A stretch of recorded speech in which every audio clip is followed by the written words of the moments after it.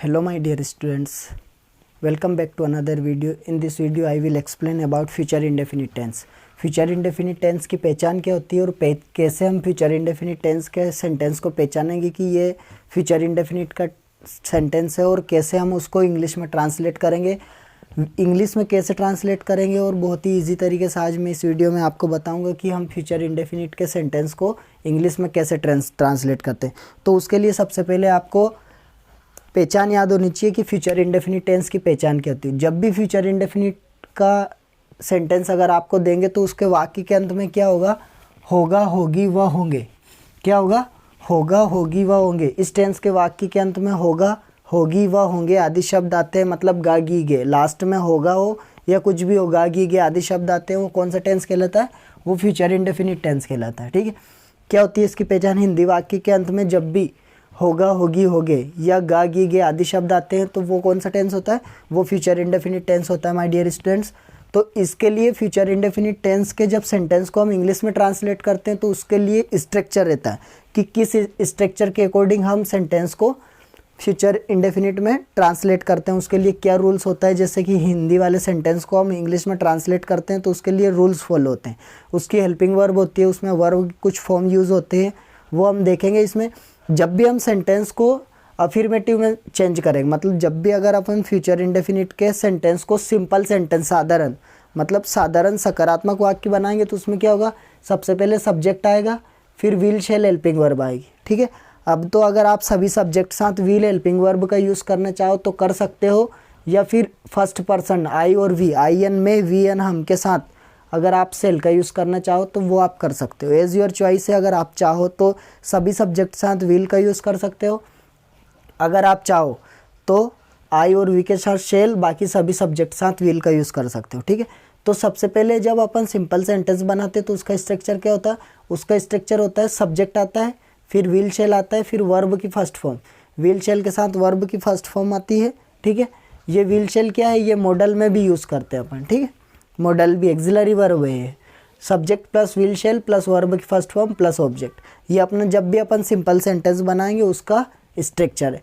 जब अपन सेंटेंस को नेगेटिव बनाते हैं तो मैंने आपको बताया कि जो भी हेल्पिंग वर्ब होती है उसके आगे क्या लगाते हैं? नोट लगाते हैं। ठीक है, तो क्या हो जाएगा structure? Subject plus will shell plus note plus verb की फर्स्ट फॉर्म प्लस ऑब्जेक्ट, यही स्ट्रक्चर हो जाए। जब सेंटेंस को अपन प्रश्नवाचक बनाते हैं, मतलब इंटरोगेटिव बनाते हैं, तो उसके लिए क्या होता है, जो भी आपकी हेल्पिंग वर्ब होती है वो उठ के किसके आगे चली जाती है? सब्जेक्ट के आगे। तो इसी स्ट्रक्चर में ये हेल्पिंग वर्ब उठा के सब्जेक्ट के आगे रख देंगे, क्या हो जाएगा? Will shell plus subject interchange हो जाएंगे। Helping verb will be use before subject and after subject, after helping verb के बाद सब्जेक्ट आ जाएगा। ठीक है, तो क्या हो जाएगा? Will shell plus subject plus verb first form plus object, question mark आएगा। ठीक है, इंटरोगेटिव नेगेटिव में क्या होता है? विल प्लस शेल, ठीक है, प्लस सब्जेक्ट। जब भी सब्जेक्ट के आगे नोट लगता है वो क्या होता है? Interrogative negative. मतलब इंटरोगेटिव का रूल्स हो रहा है, हेल्पिंग वर्ब आ रही है, सब्जेक्ट आ रहा है। अब ये नेगेटिव है तो सब्जेक्ट के बाद क्या लगाएंगे अपन? नोट लगाएंगे, वर्ब फर्स्ट फॉर्म आएगी, ऑब्जेक्ट आएगा। ठीक, अगर आप WH वर्ड बनाओगे, ठीक, अगर आप WH वर्ड बनाओगे तो यही स्ट्रक्चर रहेगा किसका? इंटरोगेटिव का। अगर सिंपल WH बनाओगे तो इंटरोगेटिव का स्ट्रक्चर रहेगा। इंटरोगेटिव के स्ट्रक्चर में क्या यूज़ करेंगे अपन? WH वर्ड करेंगे। देखो WH वर्ड, फिर विल शेल, तो will shell, subject, subject, verb first form, verb first form, object, object, question mark. Question mark क्यों आएगा? क्योंकि WH वर्ड होता है, कब, कैसे, क्यों, किसके साथ, किसके लिए, है ना, ये सब क्या आता है? WH वर्ड में आता है ना। अब इसका कुछ रूल्स होते हैं, जैसे फर्स्ट पर्सन, मैंने बोला आपको फर्स्ट पर्सन कौन कौन से होते हैं? फर्स्ट पर्सन होते हैं आई और वी। क्या होते हैं? एक तो आई होता है, एक वी होता है। ये फर्स्ट पर्सन है, आई एन में, वी एन है हम। आई वी के साथ शेल, आप चाहो तो आई वी के साथ शेल का यूज़ कर सकते हो, अगर आप चाहो तो आई वी के साथ भी विल का यूज़ कर सकते हो। क्या? शेल व सेज बच्चे सब्जेक्ट, बाकी जितने भी सब्जेक्ट बच्चे हैं कौन कौन से? ही, शी, इट, दे, यू, किसी व्यक्ति का नाम, उनके साथ किसका हेल्पिंग वर्ब का यूज़ करना है? विल का प्रयोग करते हैं। इस सेंटेंस में विल शेल के साथ वर्ब की फर्स्ट फॉर्म का यूज़ करते हैं। ठीक है, ये मॉडल भी है, मॉडल भी, एक्सिलरी वर्ब भी, विल शेल के साथ वर्ब की फर्स्ट फॉर्म का यूज़ करते हैं। अब सेंटेंस में जैसे कि अफर्मेटिव है तो एक सेंटेंस में अफर्मेटिव को बनाता हूँ, एक नेगेटिव का, एक इंटरोगेटिव का, एक इंटरोगेटिव नेगेटिव है। ठीक है, तो जिससे कि आपको समझ में आ जाएगी कि जब सेंटेंस हिंदी के सेंटेंस को इंग्लिश में ट्रांसलेट करते हैं तो कैसे ये जो रूल्स होते हैं, जैसे स्ट्रक्चर कैसे फॉलो होता है। ठीक है, तो आगे देखते हैं। स्ट्रक्चर के सामने मैंने हिंदी में लिख दिया है, एक ही हिंदी का सेंटेंस है, उसके सभी बना दिए, नेगेटिव, इंटरोगेटिव, इंटरोगेटिव, नेगेटिव। ठीक है, सबसे पहले मैं आपके लिए पत्र लिखूंगा। देखो, सबसे पहले तो आपको पहचानना पड़ेगा वाक्य की हिंदी वाक्य के अंत में क्या लिखा है। देखो क्या आ रहा है, लिखूंगा, मतलब बात कब की हो रही है, बात फ्यूचर की हो रही है। मैं आज नहीं कर रहा हूँ, मैंने कल भी नहीं किया, मैं बता रहा हूँ कि मैं आपके लिए पत्र लिखूंगा।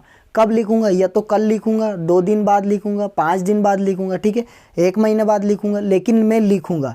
मैं मेरी फीलिंग शेयर कर रहा हूँ, मैं मेरी फीलिंग बता रहा हूँ, भावना बता रहा हूँ कि मैं आपके लिए पत्र लिखूंगा। ठीक है, तो पता चल रहा है ना कि बात फ्यूचर की हो रही है। ठीक है, बात फ्यूचर की हो रही है। ये अभी आज हम बैठे हैं, मैं कल की बोल रहा हूँ आपसे कि मैं आपके लिए क्या लिखूंगा, पत्र लिखूंगा। ठीक है, तो क्या होगा इसमें, मैं को बोलते हैं आई। आप चाहो तो आई के साथ शेल भी लगा सकते हो, आप चाहो तो आई के साथ विल भी लगा सकते हो। ठीक है, मैं शेल लगा रहा हूँ, आई शेल। अब इसमें लिए पत्र लिखने को क्या बोलते हैं, लिखने को बोलते हैं राइट। क्या बोलते हैं, राइट। तो क्या हो जाएगा, I shall write a letter for an के लिए यू। क्या होगा सेंटेंस, मैं आपके लिए पत्र लिखूंगा। तो आई के साथ हेल्पिंग वर्ब शेल, फिर लिखने को बोलते हैं राइट, तो वर्ब फर्स्ट लगाएंगे तो राइट ही आएगा। ठीक है, क्या लिख रहा हूँ, लेटर लिख रहा हूँ। फिर अदर वर्ड है, किसके लिए लिख रहा हूँ, आपके लिए लिख रहा हूँ, तो फॉर यू। ठीक है, जब इस सेंटेंस को अपन नेगेटिव बनाएंगे तो मैंने बोला है कि जो भी हेल्पिंग वर्ब होती है उसके आगे क्या लगाते हैं, नोट लगाते हैं। हाँ माय डियर स्टूडेंट, तो नोट लगाने के लिए क्या हो जाएगा sentence, I shall not, I shall not write a letter for you. ठीक है, जब इसका इंटरोगेटिव सेंटेंस बनाएंगे अपन, तो मैंने बोला कि जो भी हेल्पिंग वर्ब होती है वो उठ के सब्जेक्ट के आगे आ जाए। तो इस नेगेटिव वाले में तो अपन छोड़ दें, जब नेगेटिव अपन नेगेटिव इंटरोगेटिव मतलब इंटरोगेटिव नेगेटिव को बनाएंगे तो इस वाले सेंटेंस को देखें। अभी अपन देखते हैं इस वाले को। जब सिंपल सेंटेंस है, अपन इंटरोगेटिव भी सिंपल बना रहे, तो देखो सिंपल सेंटेंस की हेल्पिंग वर्ब उठा के आगे रख दो, तो क्या आ जाएगा, सबसे पहले शेल, आई शेल के बाद चला जाएगा शेल आई, फिर वैसा वैसा ही लिख दो, write a letter for you, question mark लगा क्योंकि इंटरोगेटिव सेंटेंस। ठीक, अब इंटरोगेटिव नेगेटिव की बात आ रही, क्या मैं आपके लिए पत्र नहीं लिखूंगा। देखो क्या पहले आ रहा है, मतलब प्रश्नवाचक है, नहीं आ रहा है सेंटेंस के बीच में, मतलब नकारात्मक भी है, तो क्या होगा, इंटरोगेटिव नेगेटिव, मतलब पहले प्रश्न पूछ रहा है फिर मना भी कर रहा है, तो क्या होगा, प्रश्नवाचक नकारात्मक। तो सेंटेंस क्या हो जाएगा, शेल आई शेल, ये शेल पहले आ गया, इसके बाद आई के बाद ये नोट, तो shall I not write a letter for you, प्रश्नवाचक। अब मैंने बोला कि मैं WH वर्ड बोल रहा हूँ। ठीक है, WH वर्ड मैंने लिखा, मैं आपके लिए पत्र कब लिखूंगा। ठीक, कब लिखूंगा, अब इसमें टाइम नहीं है, मैं आपके लिए पत्र लिखूंगा, है ना। अगर मैं बोलता कि मैं आपके लिए कल पत्र लिखूंगा, तो जब वहन आता तो जो कल था, ऑब्जेक्ट कल था, वो ऑब्जेक्ट चला जाता जब अपन WH वहन से क्वेश्चन करते। ठीक है, अब इसमें टाइम नहीं दे रखा तो वहन से क्वेश्चन बना सकते हो आप, रिमूव कुछ भी नहीं होगा। तो क्या हो जाएगा, कब को बोलते हैं वहन, सबसे पहले आएगा WH वर्ड, उसमें WH वर्ड है वहन, तो सबसे पहले आ गया वहन। ठीक है, फिर आएगी हेल्पिंग वर्ब विल शेल, तो वहन इधर सब्जेक्ट आई है तो शेल लगा है, वहन शेल आई, ये वाला सेंटेंस उतारना है अपने को, वहन लगाना है, बाकी ये सेंटेंस पूरा पूरा लिखना है। When shall I write a letter for you. ठीक है, ये एक एग्जाम्पल के पूरे टाइप मैंने आपको बना के बताए हैं। इसके बाद अपन कुछ एग्जाम्पल करेंगे, जैसे 10-12 एग्जाम्पल जितने मेरे बोर्ड पे आ सकते हैं वो एग्जाम्पल मैं आपको बताऊंगा। उसमें सभी टाइप रहेंगे, इंटरोगेटिव नेगेटिव सब कुछ रहेंगे। इसमें अगर आई लाइट के चक्कर में देखने में प्रॉब्लम हो रही तो ये आई है, पहला है मैं आपके लिए पत्र लिखूंगा। ठीक है, इसके बाद माय डियर स्टूडेंट्स हम कुछ एग्जाम्पल करके देखते हैं, जिससे और समझने में बहुत आसानी होगी आपको। हाँ, तो माय डियर स्टूडेंट्स कुछ एग्जाम्पल की सहायता से अब हम फ्यूचर इंडेफिनिट टेंस समझेंगे कि कैसे सभी सेंटेंस में हम अलग अलग सेंटेंस में कैसे स्ट्रक्चर फॉलो करके बहुत ही इजी तरीके से हम सेंटेंस को इंग्लिश में ट्रांसलेट कर सकते हैं, आइए देखें। सबसे पहले सेंटेंस है 10-12 एग्जाम्पल, मतलब 14 एग्जाम्पल है। 14 एग्जाम्पल की मदद से आप बहुत अच्छे से बिल्कुल कॉन्सेंट्रेट माइंड से वीडियो को देखना, अच्छे से सीख जाओगे, कोई प्रॉब्लम नहीं आएगी।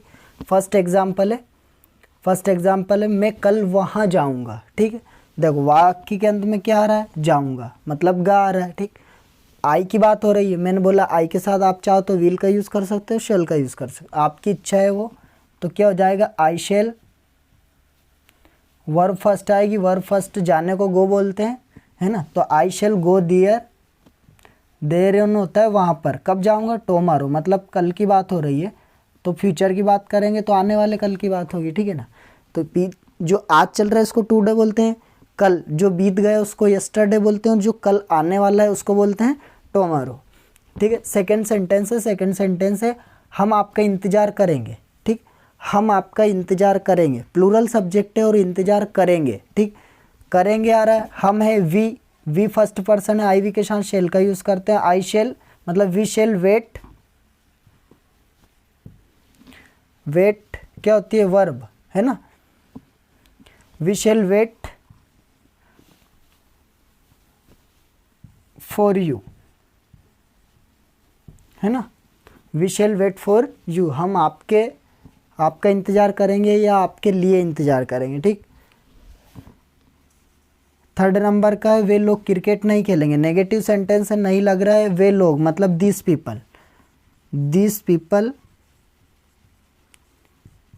विल, आई और वी के साथ शेल लगाना है, बाकी विल लगाना। आप तो सीधी सी बात सभी सब्जेक्ट साथ विल लगाना, अपन भी सभी के साथ विल लगाना। ठीक है। दिस पीपल विल, नेगेटिव है नोट, प्लेन होता है खेलना, क्रिकेट CRICKET। ठीक, तो क्या हो जाएगा, वे लोग क्रिकेट नहीं खेलेंगे, तो this people will not play cricket. ठीक, अगला क्वेश्चन है मैं अगले हफ्ते गांव नहीं जाऊंगा, तो क्या हो जाएगा, आई विल नॉट, विल ही लगाएंगे अब सभी में, आई हो फर्स्ट पर्सन हो या सेकंड हो या थर्ड हो। ठीक, आई विल नॉट,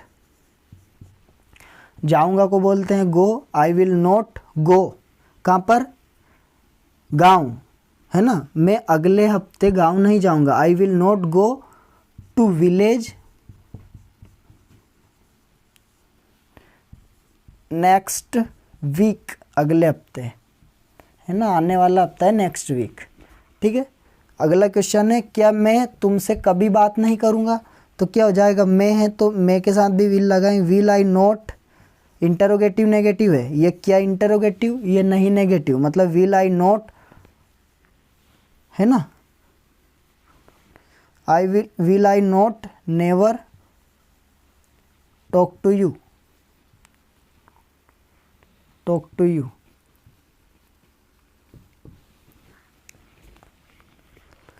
अगला क्वेश्चन है क्या माताजी आपके साथ खाना खाएगी, क्या माताजी आपके साथ खाना खाएगी, इंटरोगेटिव है, विल मदर, वर्ब फर्स्ट, खाना खाने को ईट बोलते हैं, ईट फूड विथ यू, आपके साथ, क्या हो जाएगा, विथ यू, क्वेश्चन मार्क आएगा, है ना।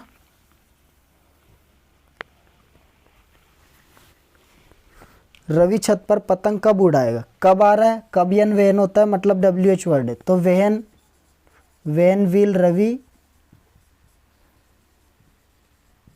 Fly kite on the roof, छत पर यन होता है ऑन, और छत पर द रूफ, है ना, छत पर, तो क्या हो जाएगा, when will Ravi fly kite on the roof. ठीक है, कब उड़ाएगा, तो क्या आएगा, क्वेश्चन मार्क है। ठीक है, आपको इंटरोगेटिव नेगेटिव, WH नेगेटिव का स्पेशल नोटिस करना है कि सेंटेंस किसका है ना। अगर वाक्य के बीच में कब, कैसे, क्यों, किसके साथ, किसके लिए, है ना, क्या, ये सब बीच में आए ना वाक्य में, तो भी इंटरोगेटिव, मतलब जैसे आप इंटरोगेटिव में क्वेश्चन मार्क लगाते हो ना, वैसे ही आपको क्वेश्चन मार्क लगाना रहेगा। वह हवाई जहाज से अमेरिका जाएगी, है ना, कौन जाएगी, वह जाएगी, किसी लड़की की बात है तो she will go to America, है ना, go to America by aeroplane,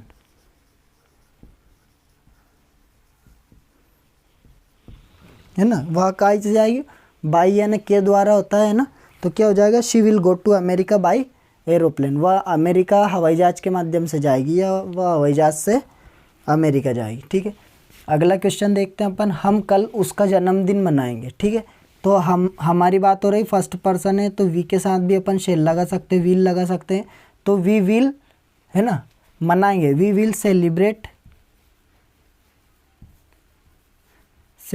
her birthday tomorrow.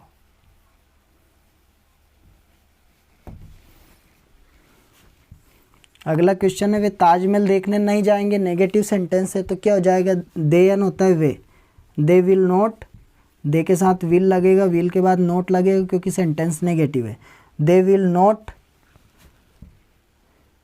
Not go to see Taj, है ना, ये देखने के लिए सी का यूज़ होता है जब अपन कोई मूवी टीवी वगैरह देखते हैं, उसके लिए वॉच का यूज़ होता है। ठीक है, एक सेंटेंस उसका भी है मूवी जैसा, तुम वहाँ जाकर क्या करोगे, है ना, क्या करोगे मतलब सेंटेंस में बीच में आ रहा है WH है, क्या को बोलते हैं वाट विल यू, मतलब WH word plus helping verb plus subject, what will you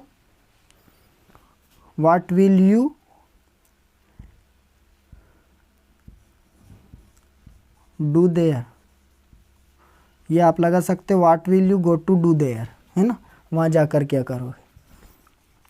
अगला सेंटेंस है, आज रात वे कौन सी फिल्म देखेंगे, है ना, तो कौन सी को बोलते हैं विच फिल्म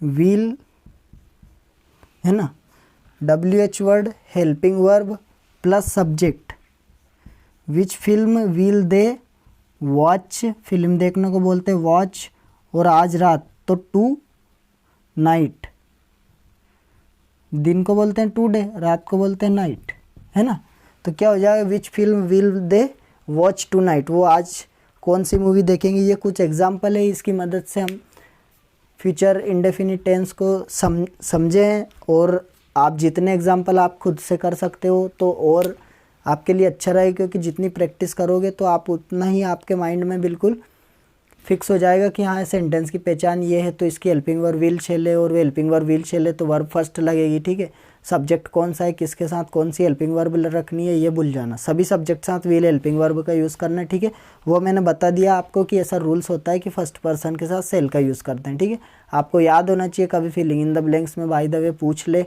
और विल शेल ऑप्शन है, फर्स्ट पर्सन आई वी दे रखा है, तो आपको शेल फिलअप करके आना। ठीक है, वो इसलिए मैंने बता दिया था आपको, बाकी आप विल का यूज़ करते हो तो कोई प्रॉब्लम नहीं है। ठीक है, सभी के साथ विल का यूज़ कर सकते हो आप, कोई सा भी हो, फर्स्ट पर्सन हो, सेकंड पर्सन हो, थर्ड पर्सन हो, मतलब सभी सब्जेक्ट साथ विल का यूज़ करना है। ठीक है, सभी एग्जाम्पल है इसमें, इंटरोगेटिव है, नेगेटिव है, इंटरोगेटिव नेगेटिव है, WH है, WH नेगेटिव भी है। ठीक है, इसकी मदद से आप जितने एग्जाम्पल खुद से करोगे आपके लिए अच्छा रहेगा, आप जल्दी सीखोगे। ठीक है, ये एग्जाम्पल अच्छे से देखना, वीडियो को लाइक करो, शेयर करो, कमेंट करो, चैनल को सब्सक्राइब करो माय डियर स्टूडेंट्स।